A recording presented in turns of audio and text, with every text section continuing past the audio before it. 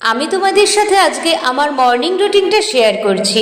আমি বিশ্বাস করি যে যখন ঘুম থেকে ওঠে তার মর্নিংটা ঠিক তখনই আরম্ভ হয়। সো হ্যালো এভরিওয়ান, আমি তমালি বলছি। তোমাদের সাথে প্রতিদিনই আমি আমার খুঁটিনাটি যা করি না করি সব কিছু শেয়ার করি। তো সকালবেলাটায় একদম ঘুম থেকে উঠে কী করি হয়তো তোমাদের সাথে সবসময় শেয়ার করা হয় না। তো আজকে আমি তোমাদের সাথে সেটাই শেয়ার করছি। দেখো, ঘুম থেকে উঠে ফ্রেশ হয়ে না আমি আগে চিয়া সিডসটা খেয়ে নিচ্ছি, কারণ ওটা খুব প্রয়োজনীয়। তারপরে চলে এসেছি রান্নাঘরে।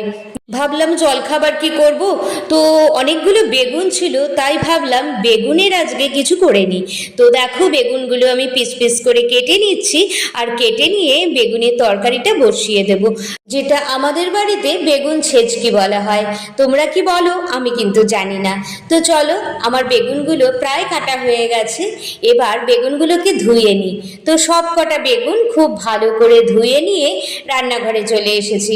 বেগুন ছেচকিটা বসিয়ে দিয়ে আমি চলে যাব আমার ঘরে। বিছানা তোলা হয়নি, সোফাটা পরিষ্কার করা হয়নি, তো তার জন্যে এগুলো পরিষ্কার করে নিয়ে এবার ফার্নিচারগুলো মুছে নেব। তো প্রতিদিন সকালবেলা এটা আমার তো একটা ডিউটি পড়ে রয়েছে, জানো তো। তো দেখো, ফার্নিচারগুলো আমি চটজলদি মুছে নিয়ে না আমি রান্নাঘরে আবার চলে যাব, কারণ তরকারিটা আশা করছি হয়ে যাবে, তারপরে রুটি করে নেব। ও, তোমাদের তো বলাই হয়নি, এর মাঝে আমি একবার রান্নাঘরে গিয়ে তরকারিটা হয়ে গেছে সেটা আলাদা করে সরিয়ে রেখে থালাতে বেড়ে নিয়েছি। আমার মেয়ে রুটি খেতে চাইছে, তাই ভাবলাম যে ওকে আগে রুটিটা করে দিই। আর দেখো, সবকটা রুটি কত সুন্দরভাবে ফুলছে। যদি তোমাদের আমার ভিডিওটা ভালো লেগে থাকে, আমার চ্যানেলটা সাবস্ক্রাইব করার অনুরোধ রইল।